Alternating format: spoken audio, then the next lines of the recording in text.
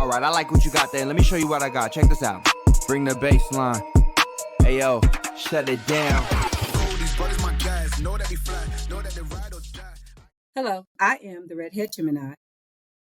Hi, I am the Bleuhatter. And welcome back to Her Psychology. Today's episode is about one of the hardest yet most powerful moves you can make when dealing with a narcissist: disengagement.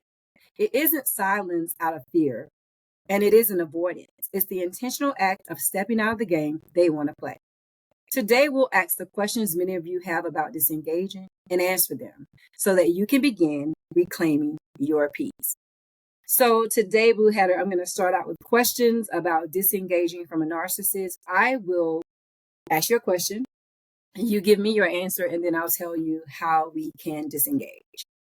So what does disengagement look like to you in a relationship with a narcissist? I would have to say completely cutting yourself off, and that would also have to include thinking about it and spiraling about the decision to cut them off, because a lot of times being in that relationship, whether it's a narcissistic partner or family member, you get caught in this spiraling of guilt and you're not sure if it was the right thing to do.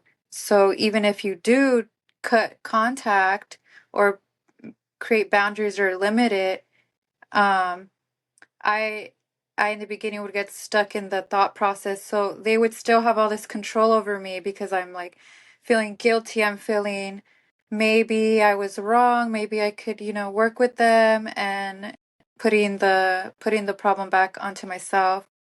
But I think that the disengagement also has to include with the spiraling and the thoughts of once you disconnect with them as well, which is very difficult.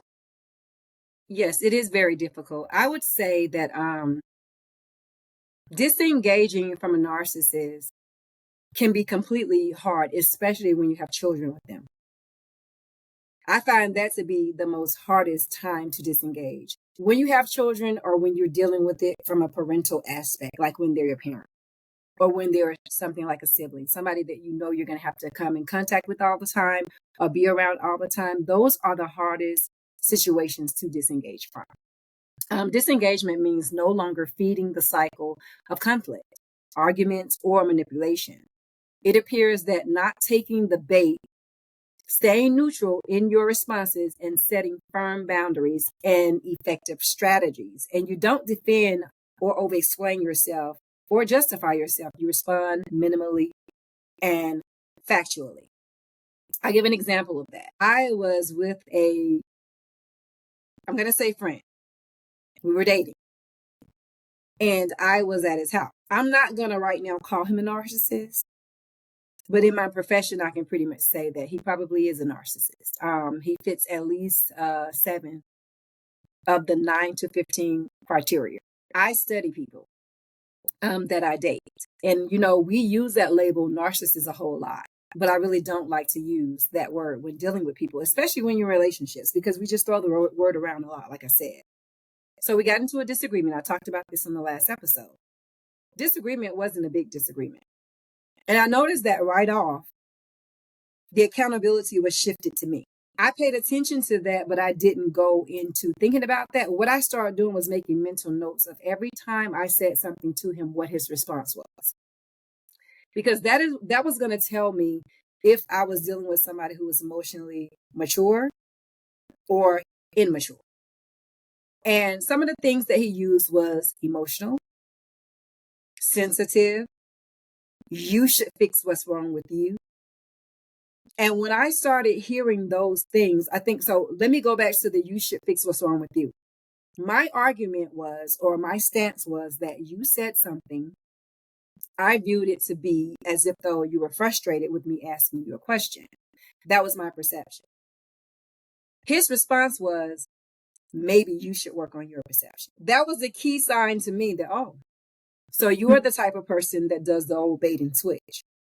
I tell you an issue that I have with you, and you immediately tell me that there's something wrong with me.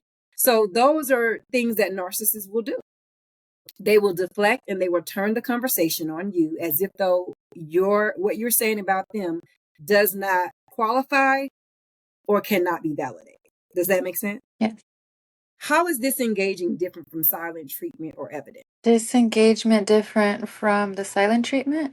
Yes. How would you deem disengagement, like completely breaking away from someone, from being silent with them? I think the difference is when you disengage, you're just keeping it very minimal, very logical, and not putting any emotion into what they say or to what you say, just basically keeping it very cordial without any emotion. And the silent treatment, you just completely disappear and don't respond at all.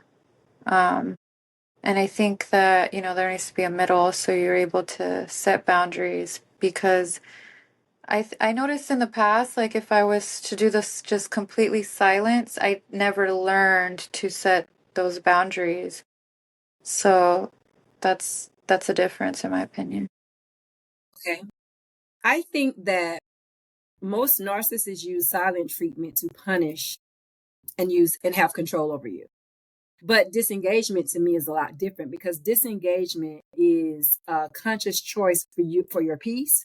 And so you're not actually ignoring them to be manipulative. You're actually protecting your energy and refusing to play their game.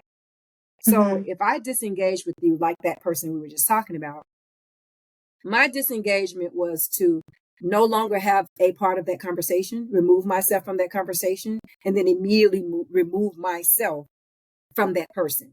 To me, that's disengaging. Most times when you're using the silent treatment, you're still around that person. You're still in their presence. You're still in the home with them. You're still in the space with them. You're just ignoring them. And sometimes ignoring a person who wants your attention is way more triggering than disengaging from that person. Because if I leave a situation, like for instance, I get in my car and I drive away, you then have to reach out to me if I don't reach out to you. But in a situation where you're just being silent, I may go, and I've seen a couple of videos here recently where women are in situations, they know they're with a narcissist, they disengage that narcissist, they go to another room, they close that door, they lock that door, trying to find peace, and then the narcissist is able to follow them and continue to nag them because they're like following them around. So even though they're trying to disengage from the conversation, the narcissist still has access. And that's what happens in a disengagement if you don't completely remove yourself from the environment. Going silent is not necessarily removing yourself from the environment. You're still in the environment. You're just ignoring the person. And for some people, ignoring them is worse than disengaging. What do you think the biggest fears people have when trying to disengage from a narcissist? I think a lot of times when you're in the midst of a narcissist, you tend to get not easily, but you're sort of gaslit. That's why you're even in that situation. So a lot of times you're afraid that people are going to believe what they said, that you have isolated yourself because, in that relationship to the point where you're fearing either you're going to get your kids taken away, your whole family's going to think something differently about you, no one's going to believe you because oftentimes the narcissist acts differently around everybody else than you. So the fears could be a lot of that. And then in worst case scenarios, the fears can be even more dangerous depending on how that narcissist can react. But whatever it is, it's very mentally draining. So a lot of times a person sticks with it because they think either the person can change or they think that it's their fault and they're the ones that need to stay and change. I agree. I think that for me, when I think about the biggest fear most people have, it's the fear of retaliation. It's also the fear of rejection. It's the fear of guilt. Many people worry that the narcissist will become angry, smear their name, accuse them of being the problem, That's usually the case. So narcissists always want to be viewed as an upstanding person. They do wear a mask. In front of friends and family, you think, oh my God, he's so loving, he's so caring, she's so loving, she's so caring. And behind closed doors, they are simply the devil. And so your fears in that situation, they are valid because they can accuse you of being the problem. They can minimize the truth. They will react no matter what. And disengagement, to me, it simply means you're no longer available to hurt me. Can you give me a situation where you have been in a relationship where you find, and this is not just when we talk about narcissism does not just affect relationships. It affects parenting. It affects your social circle. Sometimes it affects your job. Can you give me a time where that narcissist was able to absorb your energy and cause chaos? I would say removing myself completely from the household, but also cutting all ties. In this case, it would be, even if, let's say we're on a family plan, I get my own cell phone plan. So sometimes they can use little things like that to get your attention, to wheel you back in when it has nothing to do with the phone bill. They just want like control and they want to wheel you back in. But I found that moving from the narcissistic environment was an example of where the narcissistic behavior was not able to directly affect me because I completely disconnected and I was not reachable no longer. And it felt very, and I felt a physical like disconnection because I didn't realize what hold it had over me. How do you feel in that particular situation that they reacted when you stopped engaging with them? It's still a process, and they don't like it. They don't like it, and it's very difficult because there's still moments where I'm like, is it me or is this okay? But then I realize I have to go down the list and be like, am I doing anything wrong? Am I just living my life? Am I not hurting anybody? Okay, you're fine. You did nothing wrong. So that's when I realized that I'm not the bad one. I'm not doing anything wrong. But it gets to a point. Okay, this is what I noticed too, that when the disengagement has been going on, it has gotten to the point where they could be multiple sometimes, might feel like something is wrong with me. And so they're waiting for this time for me to heal or get over my stuff so that they could come back and be involved or in control or just be in that circle and know it really hurts them not to know what I'm doing, who I'm talking to, what are my lows, what are my highs, and that I notice that's the situation right now. Okay, so this is something that you're currently going through. Yeah. Okay. So I noticed that in some situations, when you disengage from a narcissist, you can expect pushback. They become filled with rage. You may experience guilt tripping. They play the victim, and they're even love bomb you to kind of pull you back in. And that's an indication that the disengagement is working because it threatens their control. So anytime that you find them trying to call you, I really don't understand why you did this to me. And if you have a people pleasing spirit, which a lot of us, we still have that, you begin to look at yourself as, what did I do? Like, was it me? Was it really me? Did I say that way? You begin to question yourself. And then they're in the victim role and you're in the aggressor role because now you're looking at yourself like, did I really say it like that? Could I have done that? You start to question yourself. There are some psychological benefits to disengaging. And here they are in a nutshell: peace of mind, reduced anxiety, and clarity. And you begin to feel like yourself again when you're no longer stuck in those endless cycles of defending and doubting yourself. Disengagement allows you to be able to see things clearly when you're out of that situation. A lot of times we're in situations, we're blindsided by them because we're in them. And so our friends and family may be on the outside and they may give us pointers on how they feel like we should leave that person. Things that they do see that that person is doing, but because you're on the inside, you don't really see those things. And I think that disengagement allows you to start healing from that point of view. What boundaries do you think need to be disengagement can take place? The boundaries? Mm-hmm. I think definitely feeling your body and being honest with yourself and being honest about your people pleasing. Do you really want to go to this event or do you feel guilty about it? That's when you set that boundary for yourself and your body. If you feel tired, if you feel drained and you are not able to set that boundary, that's what I noticed in myself, then I just won't attend an event.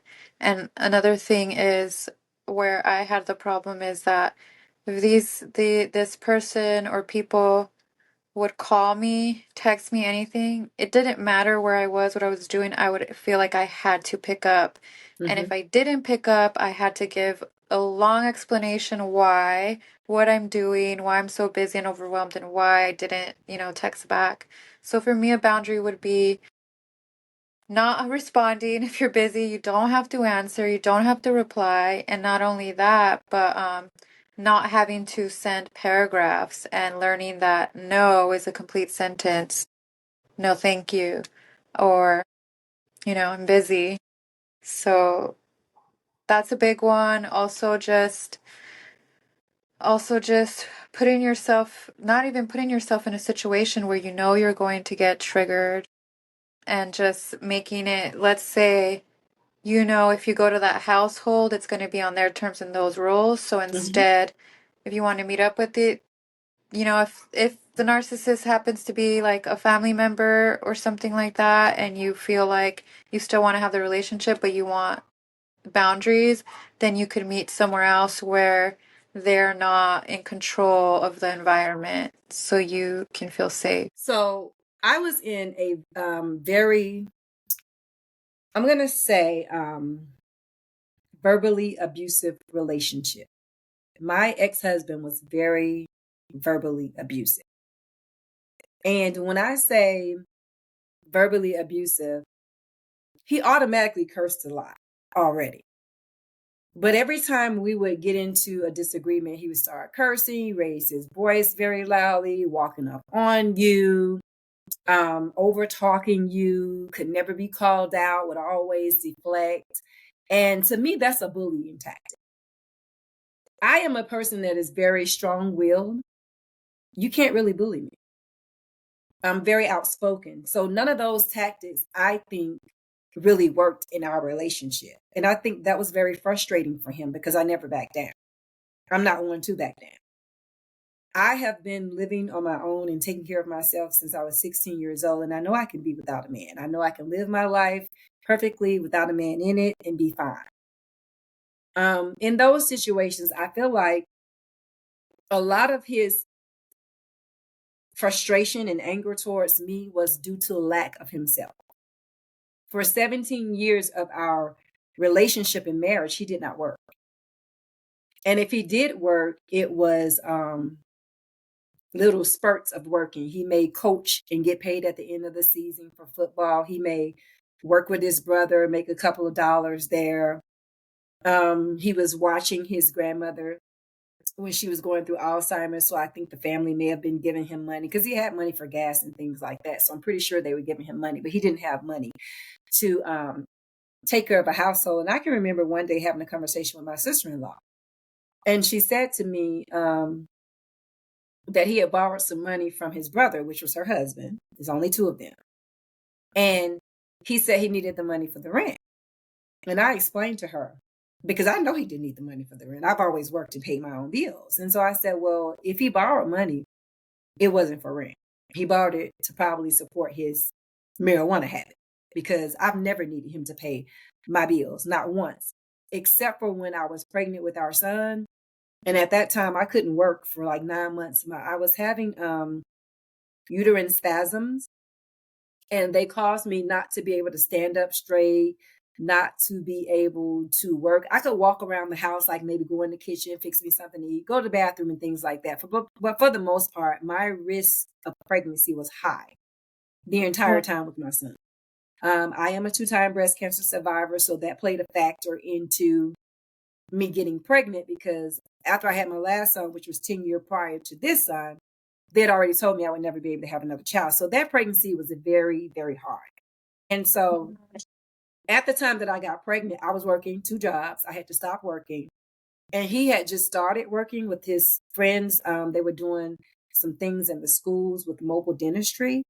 And so at that time, he was able to hold down the bills. But we wound up, he was living in his own apartment at that time as well. And so he wound up, after we had our son, having to move in with me. But one of the things that he would do is he would use those things in manipulation tactics. I'll give you a good idea. Well, I'm the only one working right now. Well, I've been the only one working the entire time I've been with you. What's your point? You know, things like that. Anything that he would do, he would make it be so big. But these are things that you'd always done. I'm going to take it back to the bullying and the resentment part that I was getting ready to go on. One day, we were standing outside in the rain. My car had broken down, and I had to walk up to the station to get it because they called and said it was ready. But it was raining that day. So we were standing outside under this ottoman that was over our head. It was raining at the apartments. And he looked at me and said, "You should have just told me to get a job." And I looked at him and said, "You didn't know you needed one? So I need to tell you, a grown man, that you need to get a job to be able to provide for your family." That is the instance where a narcissist, in my opinion, will blame you for their shortcomings. So I found that in that relationships, a lot of the time, his frustration and his arguing and his cursing was really about him. It wasn't really about me. And so one of the boundaries, a couple of the boundaries that I set going into any other relationship is I said, I will not argue when someone raises their voice at me. I will not explain my choices more than one time. I'm not going to respond to your texts or calls outside of any agreed upon boundaries. So if you're arguing with me on the phone, I'm just going to simply hang up. If you raise your voice at me, I'm going to simply disengage. And so when I was at that man's house that we were just talking about on the last episode, the fact that he raised his voice and what we were talking about was not a qualifier for you to have to raise your voice, because I'm just letting you know that when you answered me, you seemed frustrated, and I wanted to know if there was anything that I could do, if there was anything that was wrong, and you proceeded to argue and then talk about your ex-wife and all this other stuff. I knew then I was in an unsafe situation. Not unsafe to the point where he would cause harm to me, like put his hands on me or anything like that, because I never thought that. But the mere fact that this is our first real disagreement and it escalated to this is not someone I know I can be with in the future, because I've already set the boundary for myself in relationships that I will not argue when someone raises their voice. I'm not going to explain to you choices that I've made, and I'm not going to ask you to explain those choices to me, especially choices that you've made for yourself, the boundaries you set for yourself, the things that you want to deal with, and that I'm not going to respond to texts or calls after I've left you that interfere with the boundaries I've already agreed upon for myself. And because I think boundaries help create the structure that supports the disengagement. And if you are if you're engaging with the person past the boundaries that you have set, then you've already messed up. The narcissist has won, because you're going back on what you said for yourself. How do you remain consistent when the narcissist pushes back? Do you expect it? Yes. Okay. I think that that's when you find out that in fact they are not powerful, they're very weak, and you hold the power, because it's just showing how they unravel when you disappear. or where you're no longer in their clutches, and the rose-colored glasses kind of come off, and you're like, wow, now it's really getting to a certain point. So I don't know, like honestly, when I see that coming back, or them trying to, react or come back, I don't want to engage with it at all. I don't want to give it any energy, because a lot of times it could come off as, like you were speaking before, either love bombing, or either all these like crazy apologies, or even just this kind of pretentious concern about you. Because I didn't even realize this, but there's this narcissistic behavior where they can try to see themselves as the hero, like they're trying to save you, like I'm taking care of you, like you don't know anything. But it's like, I didn't realize at the time that that was keeping me down, because it benefited them for me to be this fragile, broken, traumatized person. But the healed version is not is something that they're not used to, does not benefit them, because then what is their place now? Because they're the heroes, they're the saviors. So I just try to not even give it any energy, because I get stuck. I'll go back and I'm like, wait, what's going on here? Have they changed? But they didn't change. They just changed their way that they're coming at the situation. That's what I think. They changed their strategy, not the Absolutely. intention, not the intention. I think that anyone dealing with a narcissist should expect pushback. But I think the main thing that you need to worry about is consistency. And you need to consistently be reminding yourself that their pushback is not your problem. Your only Okay. responsibility is your reaction to their pushback. And this is why journaling or therapy can help you be accountable when guilt seeps in for you. And I said that because I talked about when he looked at me and said, you should have told me to get a job. This is the thing. The reason why I was not harping on him to get a job, one is I was trying to be supportive of the fact that we had just moved to another state and he was trying to build a business. That's why we moved there. And the second part of that is that he complained often about his mother constantly calling him every day, telling him, you should have got a job. You shouldn't have moved up there without a job. Like that was his conversation every single day. Every single day, to the point where it was frustrating me. I was tired of him. However, I still continued to support him. So him standing in the rain, saying that to me, when I've been the only one supporting him, it caused something to rise in me. And from that moment, I did not take my foot off of his neck. Anytime that he did something that I normally would not deal with a person, because I was trying to show him grace and love him and comfort him and support him, which is what he requested, I didn't take my foot off his neck. And I think at that point, our relationship started to erode, because he then felt like, oh, she's too masculine. She's too hard. I was too masculine when I started to talk back. I was too masculine when I wouldn't take my foot off his neck. I became that person because you told me that's who I needed to be. When you asked the question or when you made the statement, you should have just told me to get a job.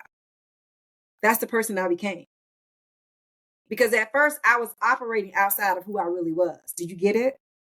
I was being someone that I'm normally not. I'm normally not a person who takes care of a man. I'm normally not a person who's in a relationship and paying all the bills while you're trying to struggle and figure it out. I'm normally not that person. I'm normally a person that takes care of her family, doesn't need any help doing it, and I've been successful in doing that. But then he let me know, you don't need to be the person that you're being right now. Keep your foot on my neck. So from that moment on, I had my foot on his neck, and the relationship just unraveled, and eroded before it was over with, because I did not let up. What coping tools help when guilt or self-doubt sets in when dealing with a narcissist? I think for me, I have to completely go into a whole different environment just to get myself out of my head, because I can just be living in my head thinking of like going back into the guilt. A lot of the times I would feel myself thinking that I need this validation. Wait, they're not, this isn't right, right? Like, is anybody, listening to me here? So, because I had to learn to give myself that self-validation, I have to either go do some art outside, go do some journal, do something that makes me feel good and makes me feel centered and confident in myself, because if I let myself sit or stay wherever I'm at, I can easily go into those thoughts of guilt and shame, because I'm still healing within myself. So when they attack that way, it could, if I don't feel like strong, I could fall in back into that and be like, oh, maybe I am the bad person, or maybe I could have, dealt with it differently.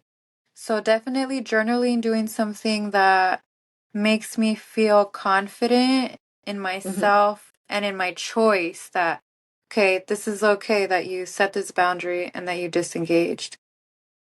And being artistic, that just kind of centers me. Absolutely. I think that grounding techniques are really good. I think affirming to yourself, like giving yourself self affirmations, are really good. Like talk yourself through the situation that you're going through.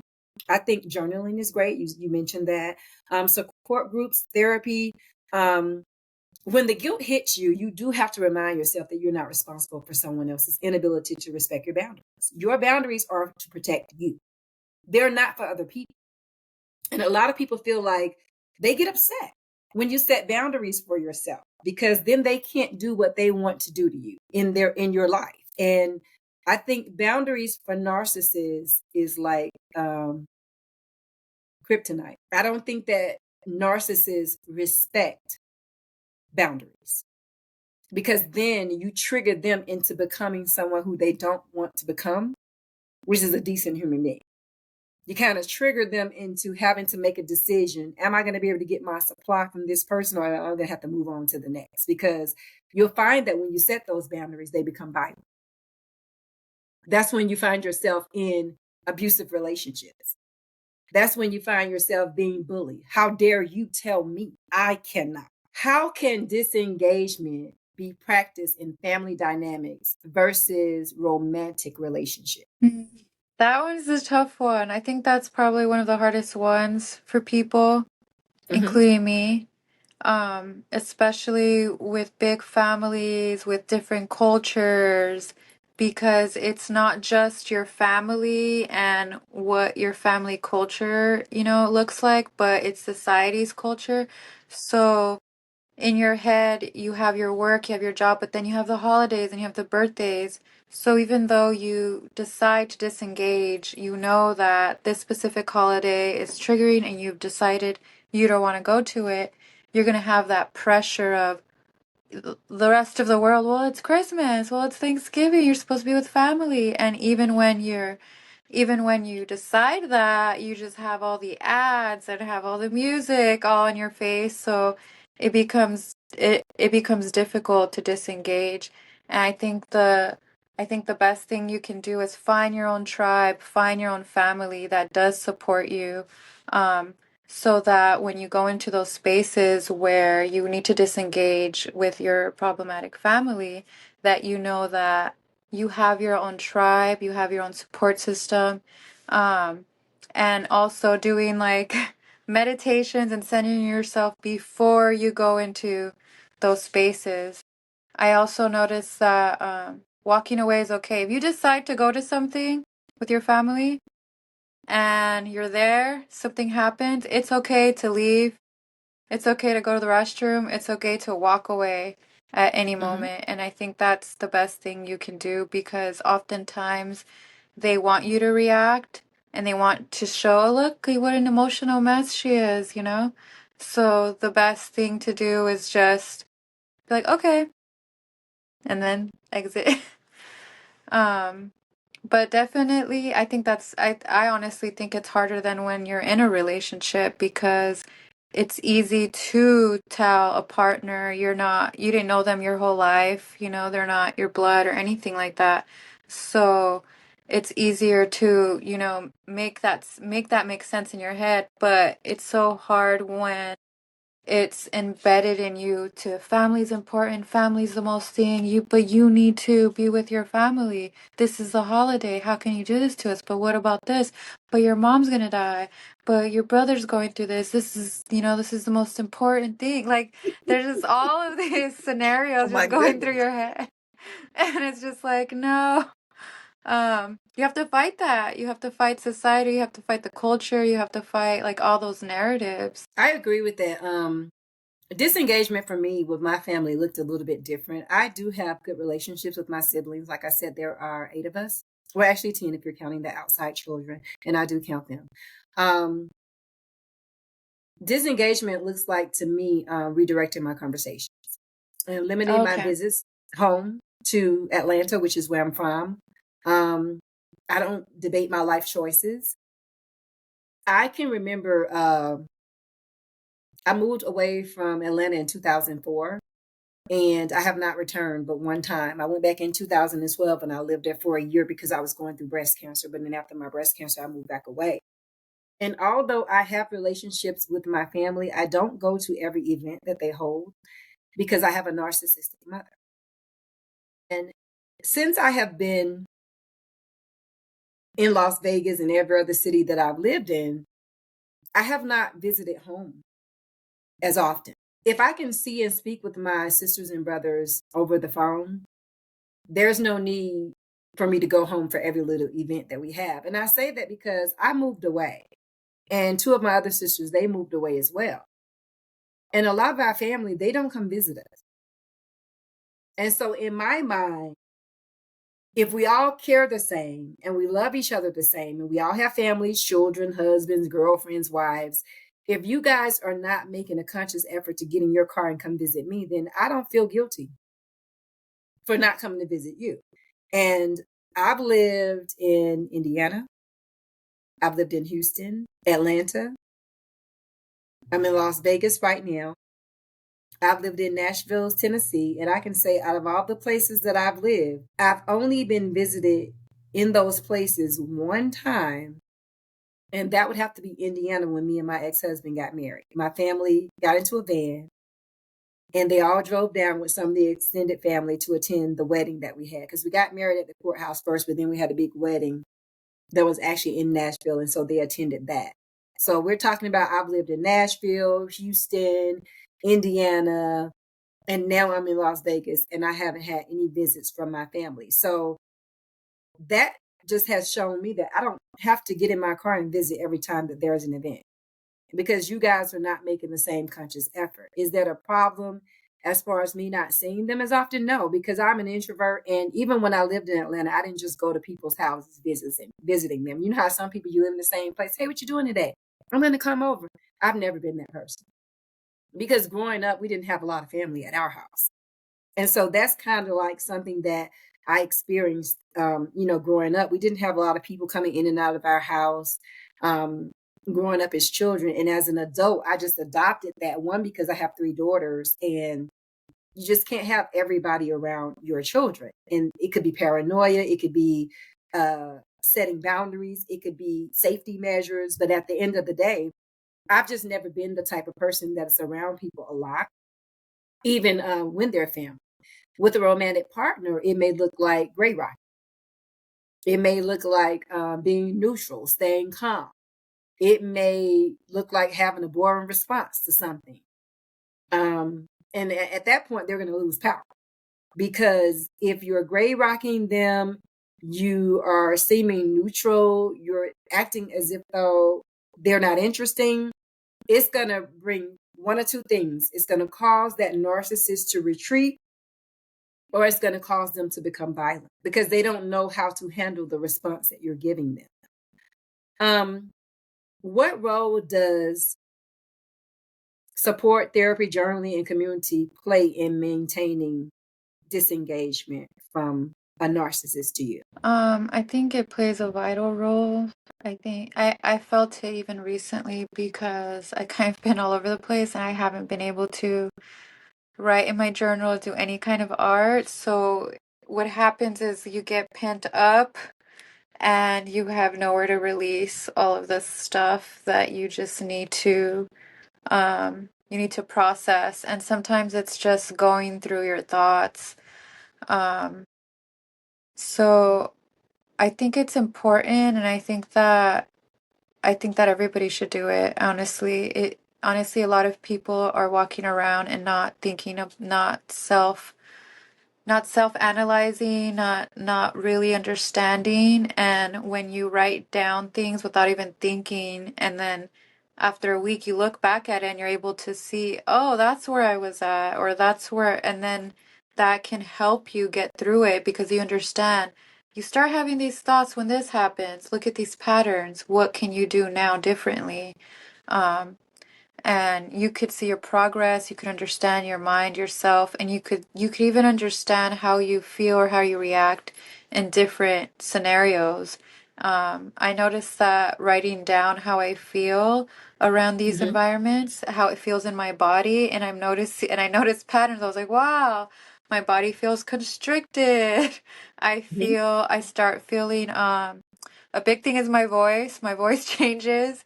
So I noticed that around certain people, around certain environments, Mm-hmm. I see my voice changing, my body posture changing. So I think that it's very important. It's just as important as when you're getting your teeth whitened to maintain your teeth.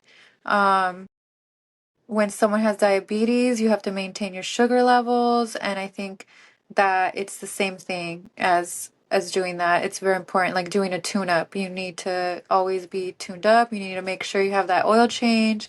And that's like your mental oil change. It's doing the journaling, processing it, and having time to yourself. Because if you jump from one thing to another, you could get stuck and spiraling, and you could actually get physically sick as well, like Mm-hmm. having, body eating issues and stuff like that. I think that support is actually the safety net. And at first, disengagement can kind of feel like you're stepping away from a dynamic that you've been conditioned to participate in. Having a therapist and journaling to track your progress or learning to trust your friends and stuff, that's always good. But this is one of the things that I will say about from the beginning signs that you're probably with someone that you shouldn't be with. I think that our nervous system, it identifies pretty early when we're around someone.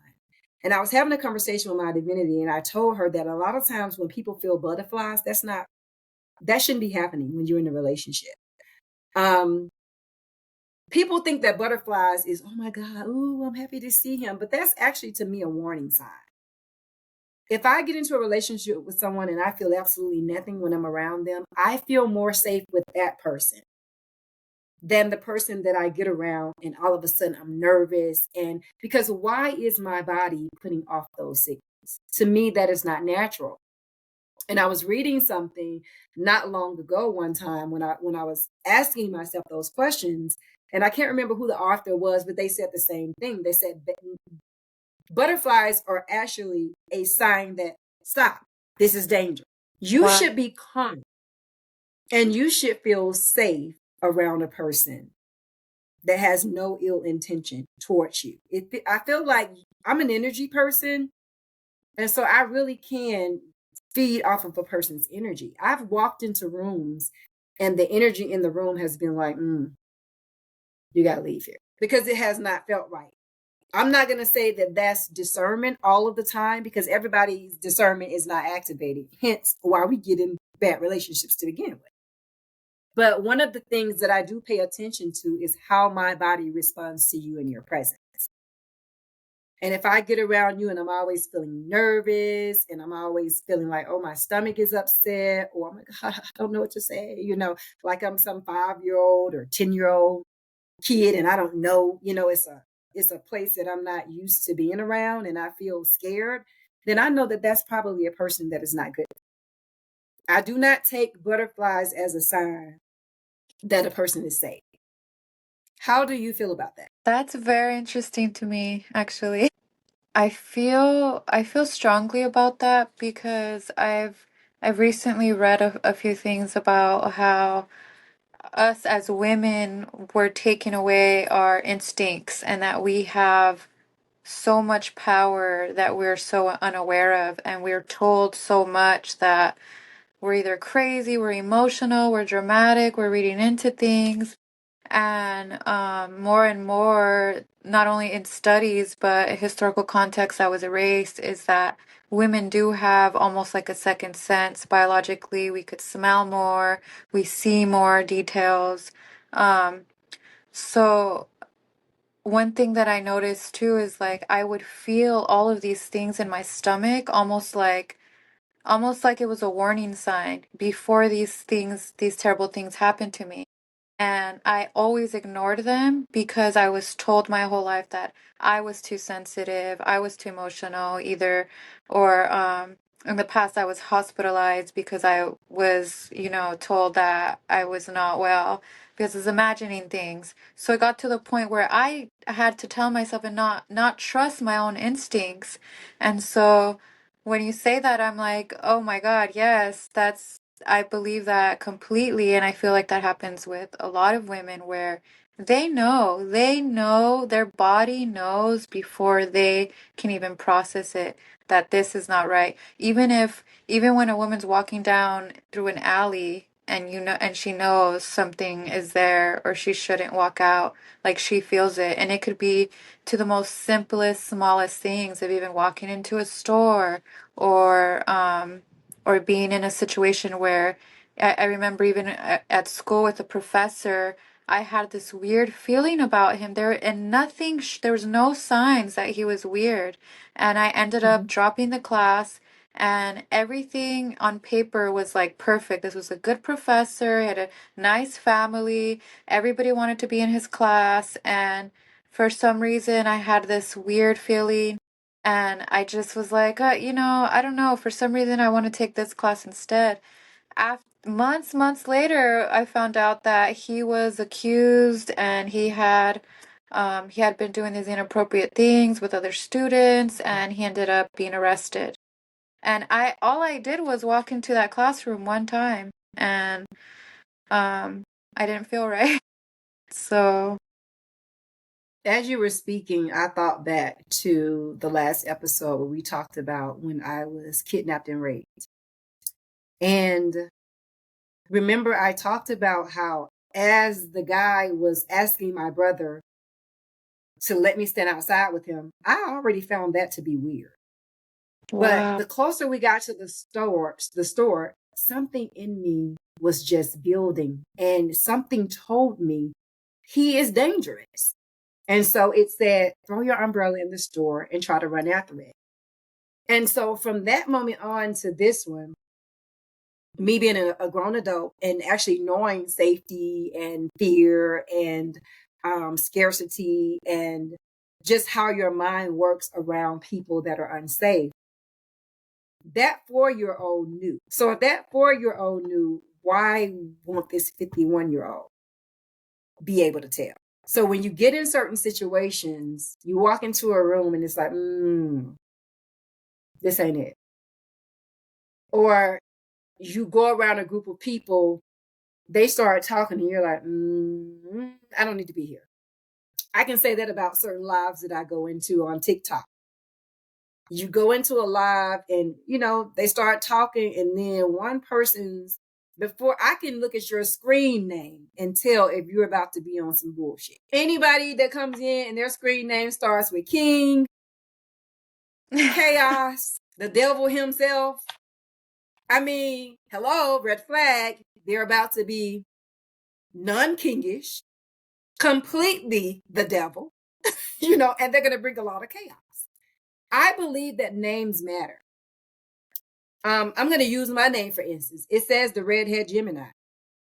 A lot of people think that my name has to do with the color of my hair. Now, honestly, I did have red locks, but it's red like a book because I read a lot. So it's the redhead Gemini, means I am a red person. I read, I'm intellectual. I like knowledge. But there was a play on the color of my hair, reading books, and my zodiac sign, because Geminis are ruled by the planet Mercury, which is communication. So I always look at people's TikTok names when we're on panels or when we're in the comments and panels and they get to talk. And I'm when I see something that says chaos, I'm like, oh Lord, here we go. And I'll go down in the comments and I'll type, here we go, ... Um, and I know that that is a form of prejudging, but to this day, I have not been wrong. So I'm going to continue to follow my instincts, and I'm going to go with that. Throughout this episode, I think that we've given examples that allow you to anchor yourself, and I'm going to go over maybe 3 of them as we're getting ready to close here, and then I'll take your closing remarks. So a partner a partner baiting you into an argument, you need to exit that argument calmly. An example of that would be to allow them to get out whatever it is they're saying and to remove yourself from the situation, i.e., the guys whose house I was at began to raise his voice. That's not my territory. I'm on a different domain. Let him get it out. Remove yourself and get to safety. A parent undermining your decision. In your mind, the boundary that you set, this is the decision I've made, and this isn't up for debate. I don't care if you are my mother.